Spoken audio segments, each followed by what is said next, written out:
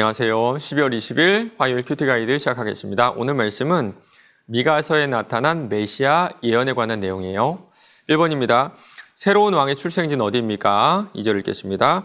베들레헴 에브라다야, 너는 유다 족속 중 작을지라도 이스라엘을 다스릴 자가 내게서 내게로 나올 것이라. 베들레헴이네요. 베들레헴에서 태어난다는 것은요, 메시아가 다윗과 아주 깊은 관련이 있다라는 뜻입니다. 다윗은 베들레헴에서 태어났고요. 거기서 기름 부음을 받았고 다윗의 모든 가족들이 베들레헴에 살았기 때문입니다. 지금 모든 이스라엘 백성들은 역사상 가장 위대했던 다윗과 같은 메시아를 기다리고 있어요. 하나님께서 예수님을 베들레헴에서 태어나게 하신 이유가 바로 여기 있습니다. 예수가 바로 메시아다. 너희를 구원할 다윗과 같은 메시아가 바로 예수님이다라는 것을 이야기하고 있는 겁니다. 2번입니다. 이 왕의 근원은 어디입니까? 2절입니다.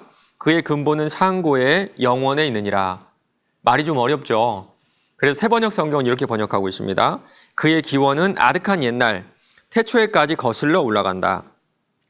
메시아, 그리고 메시아를 통해 구원하신다는 이 계획은요, 갑자기 떠오른 것이 아니라 태초부터 이미 하나님 마음에 있었다는 겁니다. 또한 다윗과의 언약도 떠오르게 하죠. 사무엘하 23장 5절입니다.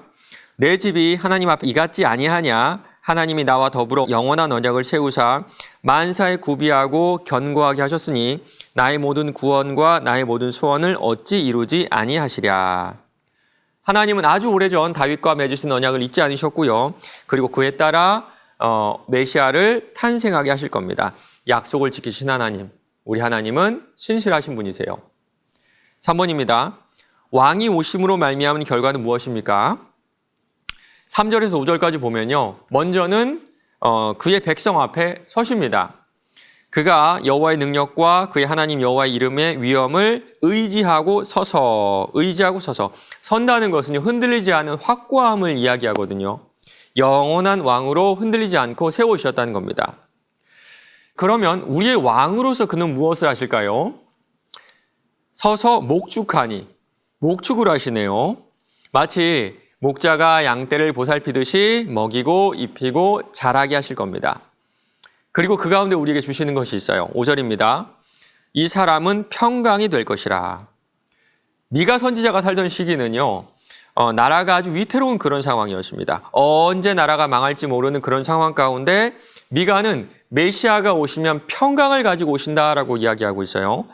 맞습니다. 메시아가 오시면 그는 모든 대적을 이기시고 당신의 백성들에게 평강을 주실 겁니다.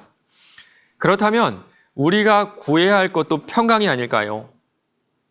육신의 평화도 없고요. 마음의 평강이 없는 이 시대에 평강의 왕이신 주님이 오셨습니다. 그분께 마음의 평강을 구하시기 바랍니다. 상황과 환경을 뛰어넘는 평화와 평강이 예수님 안에만 있는 줄로 믿습니다. 4번입니다. 베들레헴을 사람처럼 부르며 너로부터 너를 위해 이스라엘을 다스릴 자가 나오리라는 약속을 믿는 자가 깨달아야 하는 사실은 무엇인지 묵상해 봅시다. 여러분, 베들레헴 에브라다가 무슨 뜻일까요? 베들레헴 에브라다.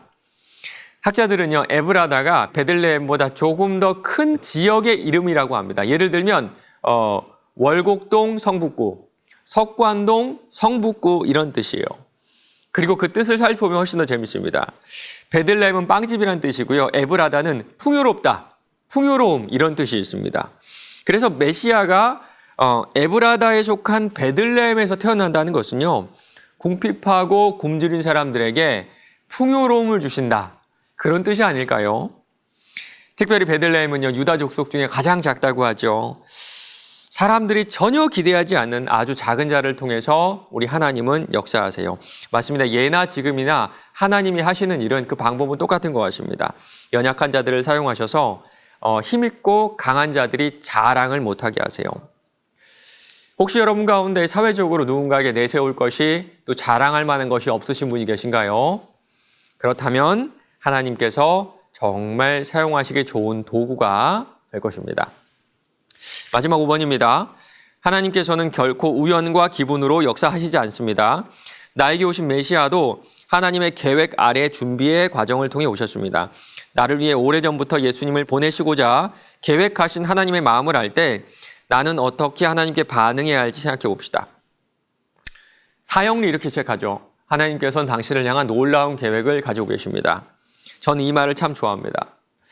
저처럼 참 보잘것없는 인생도 사용하시고요. 귀하게 여기고 그 크신 계획 안에 사용하고 계심에 참 감사한 마음이 들어요. 아마 우리가 이 세상에 우리가 속한 공동체의 주인공이 아닌 것처럼 보일 겁니다. 마치 시계 속에 있는 수많은 톱니바퀴 중에 보이지 않는 저 깊은 곳에 있는 가장 작은 톱니바퀴로 그렇게 살아가고 계신 경우가 대부분일 거예요. 그래서 내 인생이 초라하고 좀 부끄러운 경우도 아마 있으실 것 같습니다. 그러나 하나님의 시계 안에서 우리는 꼭 필요한 톱니바퀴임을 기억하시기 바랍니다. 내가 있는 자리에서 말씀으로 살아낼 때 우리는 하나님의 시계를 돌리는 귀한 사역을 감당해내실 수 있을 거예요. 오늘 하루도 크신 계획 속에서 우리에게 보내주신 예수님을 기억하며 나에게 주신 사명 감당하시는 저와 여러분 되시길 바랍니다.